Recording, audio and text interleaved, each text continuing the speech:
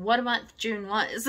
I went on this like roller coaster of mood reading, and my brain was having such a hard time just keeping up that I wasn't even sure if I wanted to keep reading this month. Like, there were a lot of times, especially at the beginning of the month, where I put the books down and I watched TV. It was very weird because I was binging a lot of TV shows in June because I didn't feel like picking up a book. So anyway, there was about a week where I didn't read anything. And then finally it was like, we've got to figure something out. Because I hate not having a book I'm reading. Even if it takes me a while, I still want to have the book to read. What I learned is that I really need to listen to my mood. I feel like I had a good grip on it in May, and then I just ignored it. And so that brings me to June. Real quick, like always, the summary right here, just like always, I read 16 books in the month of June. I read 5,381 pages. 2 of those books were new releases, which was super exciting. And then I gave away 55 total stars. And June was also the first month in which I left a couple of comments on my Goodreads because I just felt like it. It was a mood thing. And I enjoyed it wholeheartedly. So while I did not read the 8,800 and some odd pages I had planned initially, I did read a lot. 16 books is nothing to shake your head at. I say all of that to say that reading should not be a competition. You should not feel like you're in competition to read with other people. It should be something you do that you enjoy. Let's talk about the 16 books I read this month. Out of 55 stars, I only gave 1 5-star this month. This is what I'm talking about mood reading, because moods to me can affect everything. Like, my mood affects whether I'm going to give Swift and Saddled 3 stars or 4 stars. First off, we're going to start with Say More by Jen Psaki. This book was phenomenal to listen to. Now, I did not read the actual book itself, although I do recommend going in. She does have some really great pictures. This was not a politics heavy memoir. She does talk about moments, like here's one with Jim Carrey, when she worked with John Kerry. She talks about moments where she worked with John Kerry and President Biden and coming in after Trump. Like, she had so much to say. I wish I could convince my kids to read this. I think my daughters would really benefit from hearing a woman in the position she's in with the experience she's had talking about how communication matters and how to clearly communicate and how that's beneficial for you. What a little gem. I gave this 4 stars. That's how good it was. It was a 4-star memoir for me. The next one is Truly Madly Deeply by Alexandra Belflor. This was surprisingly really cute. It was absolutely freaking adorable. This is probably one cover purchase that I do not regret. Colin was amazing in this book. I do wish that Truly, the FMC, would have been a little more fleshed out. I feel like that would have made this a 5-star book, but this is definitely a really great read. 4 stars. Next up, I picked up The Boyfriend Subscription by Stephen Salvatore. I gave this one 3 stars. I ate this up. This was so adorable. It is just a 3 stars. There's nothing spectacular about this. I do feel like there was some body diversity in this book when it comes to men in romance fiction. Teddy was definitely not your standard 6'+", stone hard abs, dark hair, dark eyes, you know, that whole thing that we fall for when it comes to like our book boyfriends. But Teddy was definitely something I appreciate reading, in especially a story about 2 men. I really understand the diversity. To me, this couple is more realistic as far as gay romances go. This is more what I would see in my everyday life in my friend group. So I really enjoyed that. I had another friend who I recommended this to. He absolutely ate this up and devoured it. The way that the miscommunication is done in this book was not your normal frustrating miscommunication. That is my least favorite trope, right? I do not like miscommunication because in real life, I feel like you should be able to talk to people, right? If you're romantically involved with somebody, you should just be able to say X, Y, Z. Yeah? Books aren't written like that. I know that. I get that. It's a plot device. I understand that. But still, it's frustrating to read. Miscommunication in this book was done beautifully, and it's not your normal miscommunication. So, The Boyfriend Subscription. In the Case of Heartbreak was one I picked up on the trip that Garrett and I took, and I think I picked it up because of the cover. There was just so much going on in this book. The romance #1, the connection, did not seem realistic. I was really disappointed in this. I gave this a 2-star because I didn't DNF it. I did finish it. Just the plot twist in this book just seemed wholly unrealistic, and it was one thing after another. And if you like a lot going on in your romance novels, I would say read this. I just don't. 2 stars. This is when I started to feel a little strung out. One book this month that if I was going to read any of them, I needed to read this, and it was our book club book, which was Tessa Bailey's Fangirl Down. What a little snack. I 100% adored this book. It was a 4-star book for me. I ate it up. I don't know that I necessarily loved Wells, but I did love Josephine. I really enjoyed Josephine. There were some surprises in this book that I just giggled and giggled and giggled over. It's so worth it. I definitely recommend Fangirl Down. 4 stars. Started to get really frustrated because I wanted to read, but nothing was really sticking out to me. So I was looking on Amazon trying to see if anything would pop out, whether it was on Kindle or a regular book. And I went on a whim and I ordered Boyfriend Goals by Riley Hart. The premise of this book is that Milo's grandmother passes away but leaves her like bookstore in the building she owns. Gideon rents out the tattoo parlor and the apartment upstairs. They end up being roommates and it goes into lovers. I wrote right here pretty much all of this, but still fun to watch. And this whole internal monologue about porn, and just the funny way that he talks about it. Like right here, he says, I just didn't understand all the grunting and loud noises. So why didn't the bottom just shut up and enjoy the ride? And Milo is very much on the autistic spectrum. Enjoyed the most about Milo's character. There would be a whole lot less problems in the world if everyone just spoke the truth. I stopped annotating about that point because I realized this was going to be a book that I would always have on my shelf. This is one that I can pick up and reread, even though it's not tedious to read. It's not hard to read. There's nothing confusing about it. It's literally just a romance book that's so easy to just eat up, and I really enjoyed it. I gave it 4 stars. There's a bit of a personal reason why I wanted to read Imogen, obviously. When you read the plot and the synopsis, for me, this hit a little closer to home than most LGBTQ+ books. I feel like I related to that character at that age more than anything.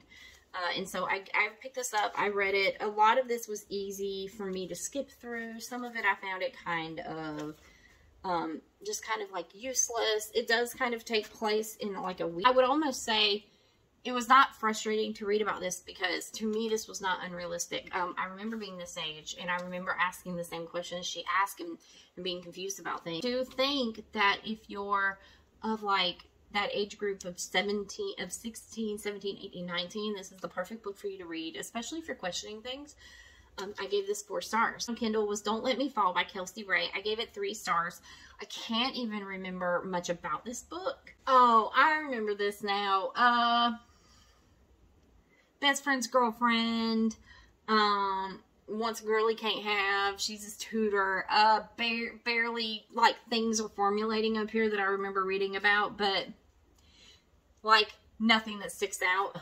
I remember enjoying the book, but it was really just a 3-star read for me, and I did not jump straight into the second one, so it was not enough to make me go, oh, let me keep reading this series. Next up, I read God of Fury by Rena Kent. Now, God of Fury is like, this is like a universe of several dozen books. I think there's like 12 books total, all within the same universe, and they all come together. The only thing that kept this from being a 4-star book for me was that when I read male dark romances, there tends to be a lot of like physical abuse. You know, you're not going to find a straight couple knocking each other out just because they're tired and they're frustrated.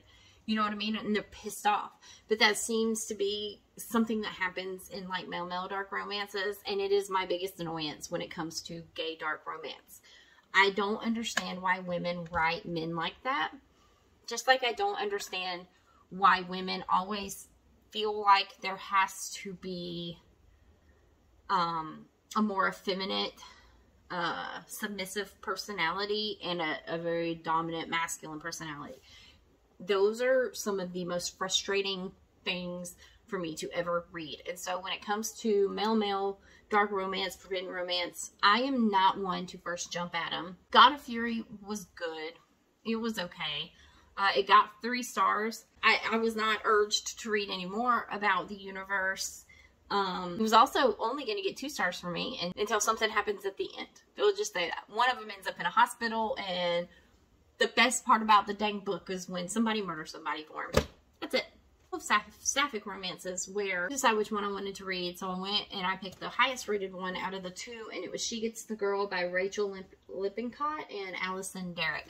I enjoyed this book. I don't know. I didn't find the 2 female leads to be necessarily amazing to read about. I wasn't completely wrapped up in either one of them. I just don't remember much else about it.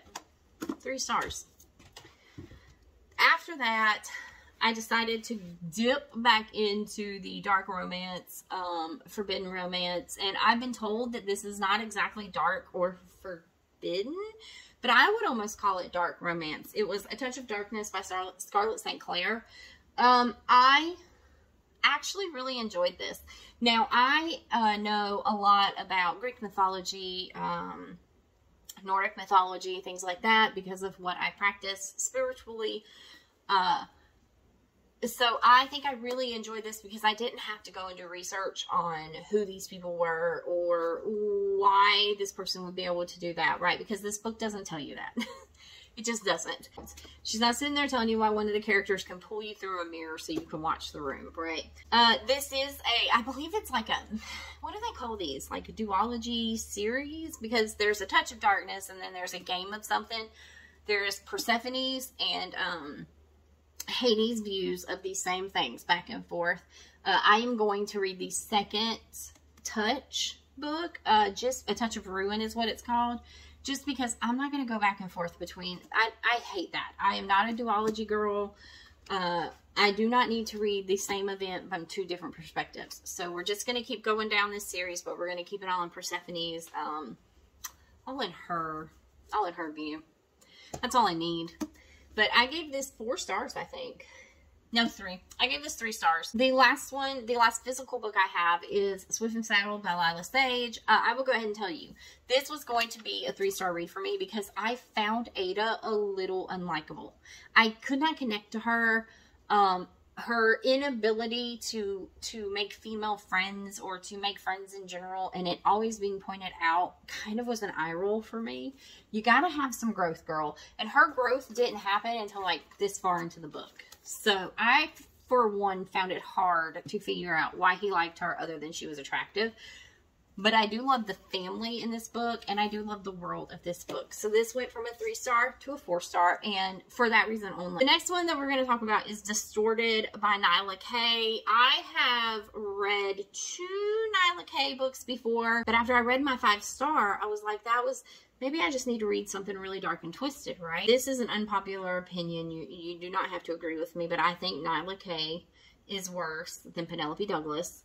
I've attempted to read 2 of her books before. Could not stomach them.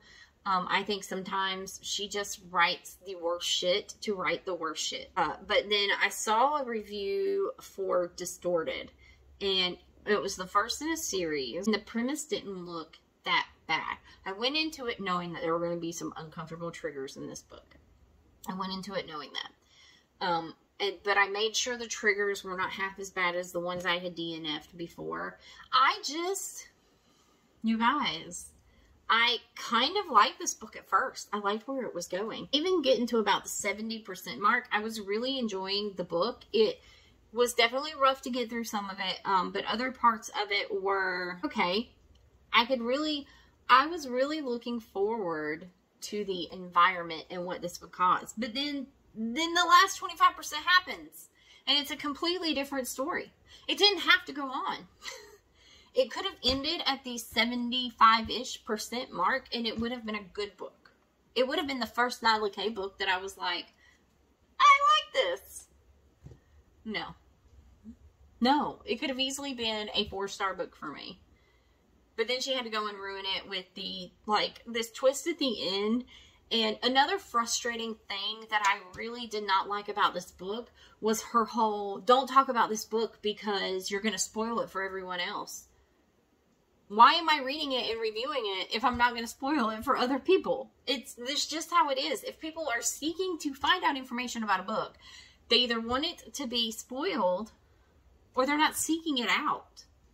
That's just how I feel. I also feel like if I have to go hunting for your trigger warnings and they're not in your book, then you're a little desensitized to the world today, right? This other thing that really just kind of like grinded my damn gears about Nyla Kay was at the end of the book, she wrote an author's note, and she literally said, "You didn't enjoy this book, you're too dumb to understand it." It's literally what she wrote. I don't enjoy authors talking to me like that. To me, this reeks of an author who, number one, can't handle a bad review, and number two, wants a reason to explain away a bad review, why someone did not like their writing. And if you have to call me stupid because I didn't like your book, then that says more about your insecurities than it does mine as a reader. So the book itself got a 2-star. I almost want to give this a 1-star. I did leave a review for this book. I have a lot of strong opinions about it. I don't want to talk too much more about this book. I ended up giving it 2 stars. I will probably never touch a Nyla Kay book again. And then the last book I read in June was Craving the Chase by Sin Blackrose. I literally just read this book. I did not find it the best book in the world. I gave it 3 stars. It was middle of the road. There was something about the Chase character that was not my favorite. I did like the other character, and I can't even remember his name. So if that tells you anything about this book, that's where we stand with it. Okay, go read it if you like gay, dark romance, forbidden romance type stuff. He is a serial killer in the book, but it's not so bad. I actually read worse in my 5-star book, which it's time to talk about, because I loved this book so much. It's one of my top 5 books of the year. I don't know where it falls, but so far in my 6 month, in the 6 months I've been reading books, this is definitely one of my top 5. And it is Dysfunctional by Isabella Lucero. Please tell me I'm pronouncing that right. Y'all. This is going to get spoilery, but I'm so passionate about this book. This is a gay romance book. It is a stalker, psychopath, serial killer, obsessive, like both of these characters. There's not one innocent guy and then the serial killer. They are both problematic. And that was the juiciest part about this book. And it's so reminiscent of like real life couples, because they're not... Real life couples are both problematic, you know? Real life couples both have their positives and their negative, and they balance each other out for a reason. And I feel like Isabella Lucero wrote these 2 guys literally to be perfect for each other. She kept it interesting for us, the readers, but she kept us enthralled in their relationship. The will they, won't they, he's bad for me, he's really like all I want in love. I'm really trying not to spoil this, but I can't not. I love this book so much. I gave it 5 stars, and I ordered the physical copy because I initially only read this on Kindle. But I ordered the physical copy to have, and it's going to live right here with my Jennifer Hartman books. It's so good, in fact, that I read the 84-page novella that came with it, which was Twisted Valentine. And I think what I really loved about these 2 characters, even though they don't trust each other at all. They do not trust each other at all in either of the series, because the novella takes place 2 years after the book. Even though they don't trust each other, they still love each other so much. I was just waiting for our serial killer to say I love you to him. And he just won't, because he doesn't feel emotions like that. But you can see his love for him. This book made me finally want to read Butcher and Blackbird, which I know is probably not half as dark as this one. But I hope it's good. This book really showed me what I can handle reading about, at least right now in this phase of my life. And so that's it. Dysfunctional. And Twisted Valentine, both by Isabella Lucero. The only 5-star book this month for me. And I think that says a lot about what I'm reading. July is turning out to be a lot better. I've actually started a series I swore I would never ever read, and I am annotating the hell out of it. So I am going to get back to that because I stopped doing that for this video. And we will see you guys in the next one. Bye. But it feels like you're